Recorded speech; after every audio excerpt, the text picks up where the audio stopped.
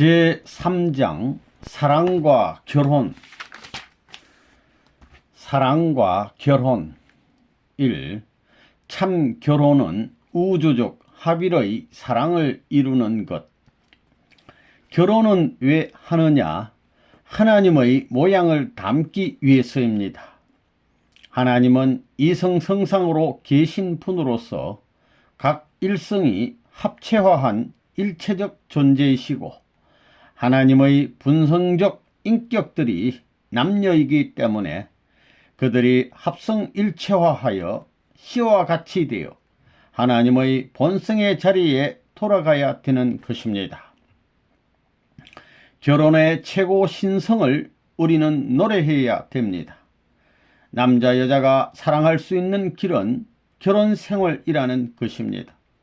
그렇게 하나됨으로 말미암아 누구를 닮느냐? 하나님을 닮습니다. 남자 여자가 하나 되야만 자신의 형상대로 만드신 하나님을 닮는 것입니다. 그래야 하나님이 임하시는 것입니다. 남자는 하늘을 상징하고 여자는 땅을 상징합니다. 두 사람이 합하여 조화를 이루고 평행선을 이루어야 합니다. 남녀가 합하는 것은 천지가 합하는 것입니다. 남자와 여자가 서로 좋아하여 포옹하는 그것 자체가 우주가 일체를 이루는 자리가 됩니다. 하나님의 이상 가운데 이루어지는 창조 본연의 모습은 그러합니다. 결혼은 왜 하는 것이냐? 세계를 사랑하는 훈련을 받기 위해서입니다. 또 만민을 사랑할 수 있는 자격을 갖기 위해서입니다. 결혼식이란 것은 사랑의 현현을 말하는 동시에 창조권과 주관권을 부여받는 것을 말합니다. 결혼의 목적은 남자와 여자의 마음 세계를 일치시키자는 것이요, 남자와 여자의 사랑 완성을 위한 것입니다. 그래서 결혼했다는 것은 그러한 증거를 보이겠다고 선포를 하는 것입니다. 결혼 생활을 통해 사랑의 완성과 마음의 완성을 이루었다면 가정의 이상을 실현했다고 볼 수 있습니다. 그래서 죽을 때 이것을 이루었다면 틀림없이 천국 간다는 것입니다. 결혼은 무엇입니까? 왜 결혼이 중요한 것입니까?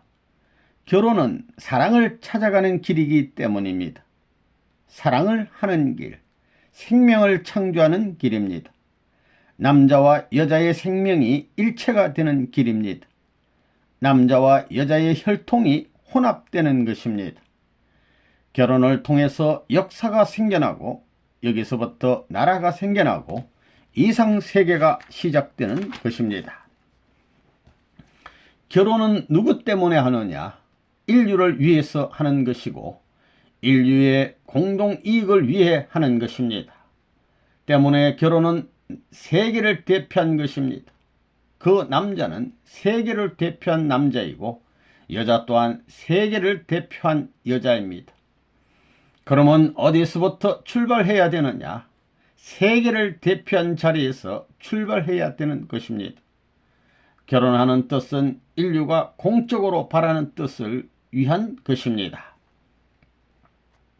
너희 동생처럼 키워서 아내와 같이 사랑하고 어머니와 같이 섬겨주겠다는 마음가짐이 필요합니다. 사랑은 너희 동생으로부터, 즉 너희로 사랑하기 시작해서 아내로 사랑해야 하고 동생, 누나, 신부, 어머니와 같이 사랑해야 합니다. 그래야만 인간이 타락함으로 말미암아 잃어버린 하나님이 다 못하신 사랑을 복귀할 수 있습니다. 나라를 사랑하기 위해서 무엇을 사랑해야 하느냐? 먼저 남자는 한 여자를 이 나라의 대표적인 여자로서 알고 사랑할 수 있는 자가 되어야 합니다. 또 여자들은 남자에 대해 그냥 한 사람의 남자로서가 아니라 온 세계 남성들 가운데서 대표적으로 빼낸 사람이라고 생각하라는 것입니다. 이와 같이 대표자의 입장에 선 남자 여자가 합해서 가정을 이루게 되면 이 가정은 하늘나라의 가정이 되는 것입니다. 여자에게 진정한 행복은 사랑의 주체자를 만나는 일입니다. 사랑은 혼자서는 느낄 수 없습니다. 행복도 마찬가지입니다. 상대방과 동등한 상대적 관계를 맺으면서 서로 느끼고 사랑할 수 있어야 참된 행복을 느끼는 것입니다. 결혼할 때는 그 남자가 미남이라고 해서 좋아했는데 그 남자가 한 주일이 지난 후 사고가 나서 몸이 병신이 됐을 때 이혼하자고 하며 나서는 것은 참사랑이라고 할 수 없습니다.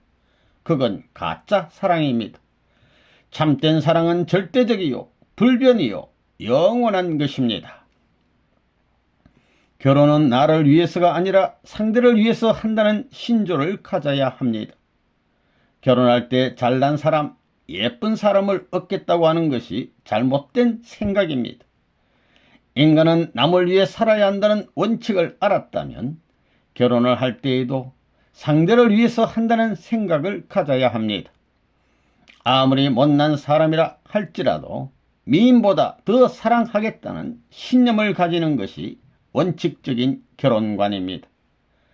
인간으로 태어나서 상대를 하나님같이 사랑하고 인류같이 사랑하고 이 세계 누구보다도 더 사랑할 수 있다는 생각이 서지 않고는 하늘나라에 복귀하지 못합니다. 한 남성으로서 한 여성을 사랑할 줄 모른다면 하나님과 인류를 사랑할 수 없습니다. 결혼은 행복한 궁전의 문을 열고 들어가는 의식이라 하겠습니다. 그러므로 결혼은 인륜의 대사가 되는 것입니다. 사랑은 시공을 초월하여 인간사에 있어 가장 위대한 것이며 결혼은 그러한 사랑을 드러내고 확인하는 의식인 것입니다. 결혼하는 데는 미녀의 남편이 되겠다고 생각하면 안 됩니다. 추녀의 남편이 되어 누구보다도 잘 살 수 있는 남편이 되겠다고 해야 합니다. 그래서 세상에 어떤 미인도 추앙할 수 있는 그런 남편이 되어야 합니다. 그럴 수 있는 관을 가지고 여자를 잘 대해 나가야 합니다. 어떤 아내, 어떤 남편을 만나서 시집가고 장가가겠느냐? 제일 못난 사람을 만나 연려가 되어 사랑하겠다는 원칙을 세워가지고 시집 장가를 가서 살아야 된다는 것을 알아야 합니다.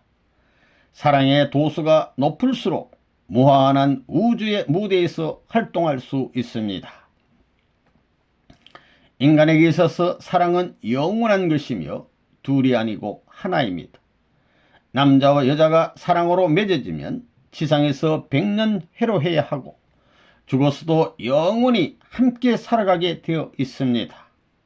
몸은 둘이지만 하나 되어 돌아감으로써 일체가 되는 것입니다.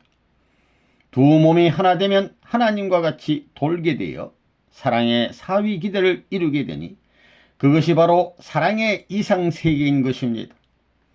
거기에는 거짓 사랑이 침범할 수 없으며 오직 참사랑만이 임재하게 됩니다. 개체 완성, 상대 완성을 이룬 후 하나님을 중심한 사랑으로 공인을 받아야 진정한 이상이 이루어집니다. 신랑 신부는 돈이나 권력, 명예를 중심 삼고 하나 되는 것이 아니라 하나님의 본연의 사랑을 중심 삼고 일체가 되어야 합니다. 하나님의 최고 걸작품으로 지어진 아름다운 남성과 여성이 하나님을 중심 삼고 사랑을 할 수 있다면 그것은 최고의 사랑이요 초월적인 사랑이지 세상적인 사랑이 아닙니다. 그 사랑은 최고의 아름다운 사랑이요 사랑 중에 대표적인 사랑이요 영원히 빛날 수 있는 사랑입니다. 참사랑의 맛을 느끼기 위해서는 이상권을 가져야 하는데 남자에게는 여자가 필요하고 여자에게는 남자가 절대적으로 필요합니다. 참사랑을 위한 절대적 남자와 여자는 일심 노력에 의하여 맺어지며 절대적 남자와 여자가 하나로 맺어졌을 때는 하나님이 두 사람 가운데 임재하게 되는 것임을 알아야 하겠습니다. 전 세계 인종이 하나 되는 가장 빠른 길은 국제 결혼밖에 없습니다.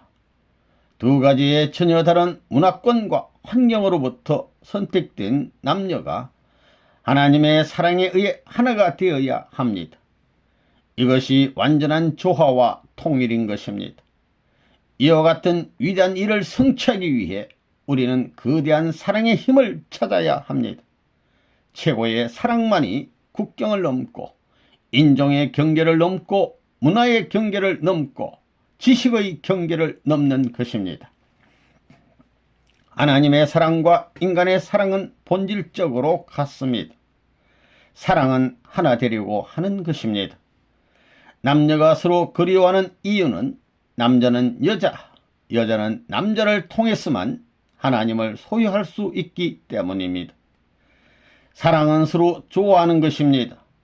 천국은 독자하는 사람은 절대로 가지 못합니다. 독자하는 사람에게 천국은 절망강산입니다. 적막강산은 희망이 있으나 절망강산은 희망도 없는 상태입니다. 남성은 여성을 위해서 태어났고 여성은 남성을 위해서 태어났습니다. 자기라는 존재를 주장하는 곳에는 하나님이 함께 하시지 않을 것이며 남을 존중하는 경우에 하나님이 함께 하실 것입니다. 원칙적이고 원리적인 사고에 의해서 우리들은 두 다리로 걸어가는 것입니다. 여자는 남자를 만나려고 태어났고 남자는 여자를 만나려고 태어났지요. 그것이 최고의 진리입니다. 그러므로 이러한 원칙에 따라서 축복권을 찾아 나가야 됩니다. 최고의 진리권을 이탈하는 것은 최고의 악입니다. 우리나라의 전통 혼례를 보면 서로가 큰절을 합니다. 왜 큰절을 하는 줄 알아요? 서로 위하자고 큰절을 하는 것입니다. 서로 위하지 않으면 사랑은 도망가고 맙니다. 한국의 민법은 동성동본의 결혼을 금하고 이족 결혼을 장려하는데 이것은 통일을 사모하는 민족이기 때문에 그렇습니다. 이 남녀의 사랑, 서로가 필요로 하는 사랑. 자라면서 제일 꽃다운 시절, 제일 아름다운 시절이 청춘 시절입니다. 그 청춘 시절의 모습이 최고의 꽃봉오리 같은 시기입니다. 그걸 흠뻑 사랑할 수 있는 사람이 있다면 그 사람은 하나님의 안방에 초대될 수 있습니다. 그런 사랑을 할 수 있는 남자와 여자는 하나님의 복을 받을 수 있고 하나님의 안방에 초대될 수 있다는 것입니다. 인간의 행복은 어떤 것이냐? 돈이 많아 다이아몬드를 몸에 걸치면 행복하다고 할 수 있느냐? 진실한 행복이란 상대자와 함께 사랑에 취해서 웃고 노래하며 속삭이는 데 서서 찾을 수 있습니다. 그럴 수 있는 사람은 행복한 사람입니다. 사랑하는 연인으로부터 속삭이는 말을 들을 수 있는 사람은 행복한 사람이라 하겠습니다.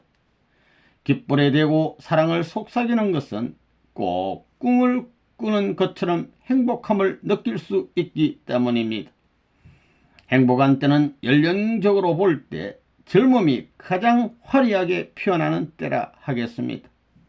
사랑으로 한껏 부풀어 하나 될 수 있는 때가 청춘 시절입니다. 내 일생일대 남녀간에 사랑하는 사랑보다도 세계를 사랑하고 하나님을 사랑하고 인류를 사랑하고 난 나머지 나를 사랑할 수 있는 그런 사랑을 하는 상대를 맞이하겠다고 하는 사람이 이상적인 사람입니다. 여자에게 진정한 행복은 사랑의 주체자를 만나는 일입니다. 남녀가 혼자 앉아서 아무리 사랑을 찾아봤자 그 사람은 미친 사람으로밖에 취급되지 않습니다. 남자 여자가 아무리 잘났다고 하더라도 사랑이 없을 때는 아무 쓸모가 없습니다. 남자와 여자는 생리적으로 전부 다 반대입니다. 여자들은 일방적인 데 비하여 남자들은 삼방사방적입니다. 또 여자들은 집안에 있지만 남자들은 이리저리 세상을 돌아다닙니다. 이와 같은 성격이 전부 다 반대입니다. 이러한 주체적인 남성과 상대적인 여성이 무엇을 중심 삼고 하나 되느냐? 사랑을 중심 삼고 하나 되는 겁니다. 인간과 하나님을 하나 되게 하는 것도 사랑입니다. 하나님은 사랑 이상 완성 때문에 인간을 창조했습니다. 그러므로 인간과 하나님의 관계는 최고의 사랑을 중심한 주체와 대상의 관계입니다. 그러면 인간은 언제 완성되느냐? 남자나 여자가 사랑의 인연을 맺고 사랑의 가치를 아는 자리에 나아가야 비로소 완성됩니다. 한 남자가 미남이고 건강한 사람이라 해도 여자가 없이는 의미가 없는 것입니다. 자신의 미모나 건강에 취해서 사는 남자는 쓸모없는 존재일 뿐입니다. 그렇게 자아도취에 빠져 사는 남자들이 세상에는 많습니다. 이는 역사가 비극으로 흘러온 한 요인이기도 합니다. 자기 도취에 빠져 돌아가는 세상을 개선하고 변화시켜 나오는 것이 하나님의 섭리였다는 것을 알아야 되겠습니다. 세상에서 제일 좋은 것이 무엇이냐? 남자에게는 여자, 여자에게는 남자가 아니겠느냐는 것입니다. 남자들이 좋아하는 사랑은 남자의 것이 아니요, 여자들이 좋아하는 사랑도 여자의 것이 아닙니다. 그렇지요. 혼자 있을 때 사랑하고 싶은 마음이 생깁니까? 남자는 하나님의 사랑을 중심 삼고 여자를 사랑하는 데 있어서 완전히 사랑했다. 시작부터 끝까지 영원히 변치 않는 사랑을 했다고 할 수 있는 자리에 서야 합니다. 또 여자는 그런 자리에 서기 위해서 자기 몸을 꽁꽁 잘 봉해야 됩니다. 한박꽃처럼 수많은 꽃잎이 겹겹이 쌓여 있듯이 꽁꽁 묻어두어야 합니다. 그리하여 봄철기라는 천지의 조화를 맞아 거기에 화합하여 새로운 인생을 출발해야 됩니다. 이것을 잘 해야 됩니다. 여러분은 꽃 중에서 아름다운 꽃을 무엇이라고 봐요? 여러분은 어떤 것을 좋아하는지 모르지만 선생님은 나팔같이 생긴 꽃을 좋아합니다. 왜 그러냐 하면 나팔같이 생긴 꽃은 향기를 멀리 풍깁니다. 나팔같이 생긴 꽃은 깊은 사랑을 의미합니다. 나팔같이 생겨야 향기가 멀리 퍼집니다. 그렇기 때문에 나팔꽃형일수록 향기가 많이 납니다. 그러니까 여자들이 꽃이라면 깊은 사랑의 심정을 여자들이 가져야 합니다. 아름다운 향기를 가진 꽃은 만민이 좋아하는 것입니다. 그리고 백합꽃은 단조롭지만 우아한 멋이 있습니다. 깨끗하고 우아한 백합꽃은 잎인지 줄기인지 알 수 없으리만큼 같은 색으로 피어 있는 것을 보면 감상적이고 정서적인 꽃이라고 봅니다. 그와 같이 아가씨들은 나팔꽃 혹은 백합꽃 같이 되어야겠습니다. 우아하고 깨끗한 꽃이 되어야 합니다. 아무리 어여쁜 아가씨도 사춘기는 단 한때밖에 없는 것입니다. 그때는 꽃 중에 꽃이요, 일생에서 가장 귀한 때인 것입니다. 그런데도 불구하고 나 혼자 살지 하고 생각하는 여자가 있어요. 그건 여자가 아닙니다. 또한 남자들 중에서도 허우대가 멀쩡해가지고 좋고 좋은 이팔 청춘에 자기 혼자 살겠다고 하는 녀석이 있어요. 그런 때에는 반드시 상대를 찾게 되는 것입니다. 누구를 닮아서 그렇게 했습니까? 하나님을 닮아서 그렇다는 것입니다. 일생의 가장 귀한 때인 사춘기 때 상대를 찾아 나서는 것은 남자나 여자나 마찬가지입니다. 남자는 왜 생겨났습니까? 남자들이 흔히 자기 혼자 살아갈 수 있기 때문에 그런 것에 관심이 없다고들 하지만 남자는 여자 때문에 태어났다는 것입니다. 여자가 없으면 남자는 필요 없습니다. 자기 때문에 생겨난 것은 하나도 없다는 것입니다. 우리 오간을 볼 때 내 눈이 내 눈을 보기 위해서 생겨났습니까? 코나 귀, 입, 손도 모두 상대를 위해서 생겨났습니다. 오간을 총동원해 집중하게 할 수 있는 그 힘이 뭐냐 하면 참사랑입니다. 눈, 코, 귀, 입, 그리고 손은 참사랑을 위해 생겨난 참사랑의 도구입니다. 여자에게는 제일 귀한 게 무엇이냐? 남자입니다. 어떤 남자가 필요하냐? 잘나고 못나고 병신이 문제가 아니라 어떤 남자에게서 가치 있는 사랑을 찾을 수 있느냐 하는 것이 문제입니다. 남자의 마음속에는 하나님이 사랑하시는 여자가 있고 여자의 마음속에도 하나님이 사랑하시는 남자가 있어서 함께 기르게 될 경우에는 하나님도 그것을 보고 기쁘실 것이며 만물도 서로 기뻐하게 될 것입니다. 그들이 포옹하는 기쁨의 내용이 하늘과 땅이 함께 기뻐하는 가치가 됩니다. 남자와 여자가 서로 좋아하며 포옹하는 그것 자체가 우주가 일체를 이루는 자리가 됩니다. 하나님의 이상 가운데 이루어지는 창조본연의 모습은 그러합니다. 본래 남자가 태어난 본뜻이 어디 있느냐? 여자 때문에 태어났다는 것을 부정할 수 없습니다. 반대로 여자는 여자 때문에 태어난 것이 아닙니다. 남자 때문에 태어났다는 사실을 스스로가 확신하지 못하는 자리에서 문제가 생긴다는 것을 우리는 알아야 되겠습니다. 이것을 천지 창조의 대주제이신 하나님이 창조의 원칙으로 했기 때문에 그 원칙을 따라가지 않고는 선하고 참되고 행복하고 평화스러운 세계 혹은 사랑과 이상의 세계에 들어갈 수 없다는 것입니다. 세상에 수많은 남자들이 있더라도 견눈질 해서는 안 됩니다. 절개는 생명보다 더 귀한 것입니다. 남편이 사랑할 수 있고 아들딸이 사랑할 수 있고 나라가 사랑할 수 있고 세계가 사랑할 수 있는 청사에 남을 길이 여성에 의해 열려진다는 것입니다. 이런 여성의 아름다움과 고귀함과 정서적인 전통이 빛날 수 있는 터전을 닦아 내려가는 엄숙한 과제 앞에 여러분은 진실과 참된 모습으로 있는 성심을 다해야 하는 것입니다. 제일 꽃다운 시기, 꽃이 활짝 핀 청춘 시대가 언제냐 하면 사춘기 때입니다. 그 시기가 바로 18세부터 24세까지의 7년간입니다. 이 7년간은 인생에 둘도 없는 꽃다운 사랑의 꽃이 필 시기입니다. 한 번밖에 없는 꽃다운 시절이 얼마나 귀합니까? 한박꽃을 알지요? 꽃봉오리는 수십 커플로 꽁꽁 쌓여 있는 그것을 쉽게 해칠 수 없도록 되어 있습니다. 이와 같이 남자나 여자도 마찬가지입니다. 여러분의 붉은 사랑, 노란 꽃과 같은 그 사랑의 봉우리를 어느 때 활짝 피울 것이냐? 천지의 조화 가운데 아름다움이 가장 잘 드러나는 때가 청춘 시기입니다.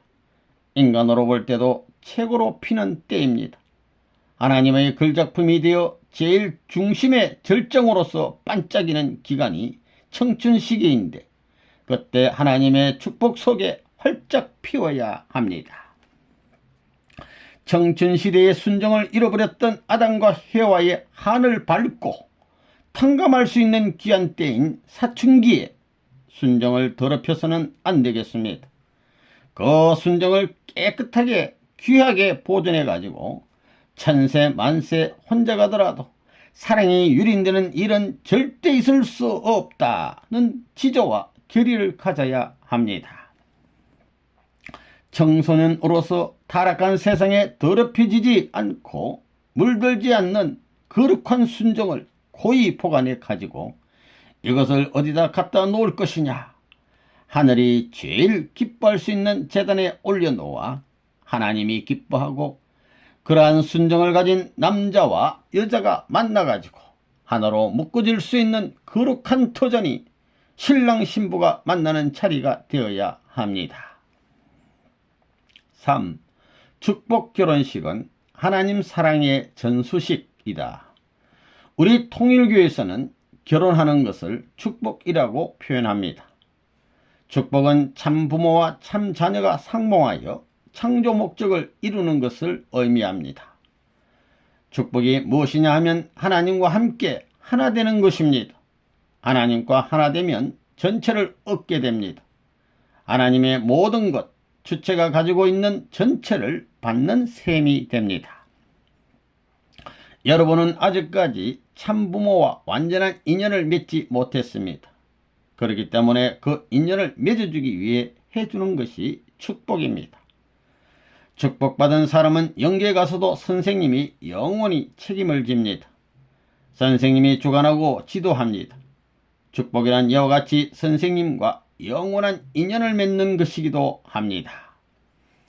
축복은 천국문을 여는 것이며 자녀를 갖추어 가지고 들어가는 것입니다. 이 세상에는 수많은 사람이 있지만 크게 둘로 나누어 보면 남성과 여성으로 구분됩니다.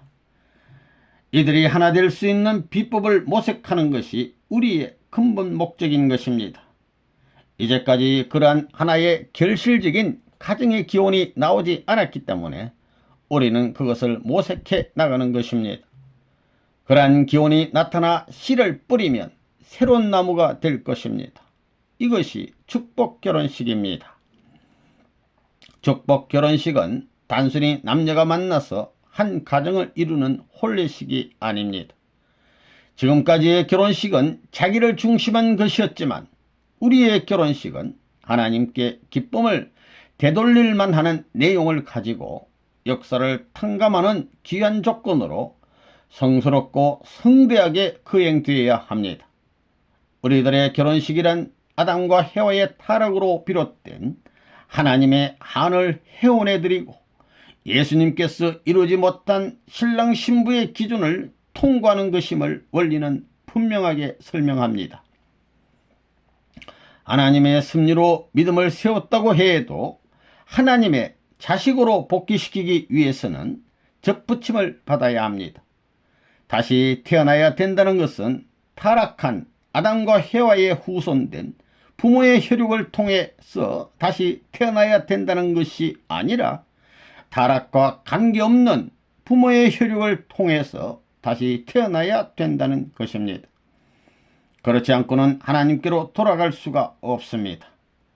죄의 근본 뿌리는 아담과 해와로부터 시작되었기 때문에 이것을 밟고 넘어서서 즉 원죄와 인연이 없는 자리에서 태어났다는 자격을 갖추지 않고는 하나님의 곁으로 돌아갈 수가 없는 것입니다. 거듭나는 데는 아담과 해와보다 못해 가지고는 안 되며 또한 근본 복귀도 할 수 없는 것입니다. 거듭나는데도 개인이 거듭나야 되고 가정, 민족, 국가, 세계가 거듭나야 합니다. 이 사실을 오늘날 기독교인들은 모르고 있습니다. 80살이 넘은 할머니들도 축복을 못 받고 죽으면 천국 못 간다는 사실을 알고 있기 때문에 죽어가는 마지막 순간에라도 며칠 뒤밖에 남자가 있고 며칠 뒤에 남자가 있어도 둘이 명주실을 메어서 축복의 조건이라도 받고 싶어 합니다. 축복은 이렇게 되어 있습니다. 선생님은 이 일을 해내야 하니 팔자가 사나운 사람입니다. 참 부모라는 뜻은 완전한 남자와 완전한 여자라는 겁니다. 종적 횡적으로 90각도가 된 남자와 여자라는 겁니다. 그래서 선생님이 이것을 접붙이기 위해서 처녀 총각들을 모아가지고 모가지를 잘라버리고 어머니 손과 아버지 손을 갖다 심어놓는 것이 축복입니다. 축복은 바로 사랑의 전수식입니다.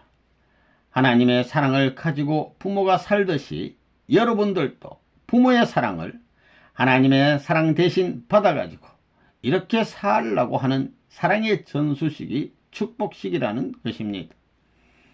축복식은 하나님의 사랑을 부모로부터 받는 것입니다. 어떤 이름난 사람으로부터 받는 것이 아닙니다. 그것은 천사장이 해주는 결혼입니다. 이름 있는 사람이 외적으로 와가지고 결혼식 해주는 것은 전부 다 천사장으로부터 받는 결혼식입니다. 축복을 해준다는 것은 하늘의 전권을 옮겨준다는 것을 의미합니다. 축복은 역사가 추구해 온 만민 해방의 문을 여는 열쇠입니다. 선생님이 생애에서 가장 귀한 것이라고 생각한 것이 무엇이었느냐? 축복입니다. 여러분에게 있어서도 인류 역사 이래 최고의 선물은 축복입니다. 하나님을 중심한 새 사랑, 즉 창조법도에 의한 사랑이 결정된 자리에서 비로소 하나님의 이상이 출발됩니다. 혈통이 다르다는 것은 아버지가 다르다는 것입니다. 그러므로 아버지가 다른 혈통을 가지고 태어난 인간은 본래 타락하지 않은 본연의 부모에 의하지 않고는 죄를 탕감할 수 없습니다. 그렇기 때문에 오늘날까지 역사는 타락하지 아니한 종지조상이 될 수 있는 권리를 가진 그 한 분이 올 때까지 종교의 이념을 중심으로 연결시켜 왔습니다. 축복받았다는 것은 메시아가 2000년 동안의 수고로 이 땅 위에 기반을 닦아 선택받은 민족과 교단과 자기 종족을 중심하여 신랑 신부의 이름으로 출발할 수 있는 때가 왔다는 것입니다. 여러분들이 종족적인 메시아가 될 수 있는가? 선생님과 부자의 인연이 맺어졌기 때문에 사탄도 꼼짝 못하는 것입니다. 이처럼 축복은 참으로 엄청난 것입니다. 천주주의는 어떤 주의냐? 참부모 주의입니다. 결국 이 두 주의는 부모의 주의입니다. 이것은 우리 집 주의요, 우리나라 주의요, 여러분 개인의 주의입니다. 인간이 타락하지 않았다면 세계는 누구의 주의가 되느냐? 아담의 주의가 될 것입니다. 그 아담주의가 바로 참부모 주의입니다. 아버지, 어머니 주의라는 것입니다. 이 이상의 다른 주의는 있을 수 없는 것입니다.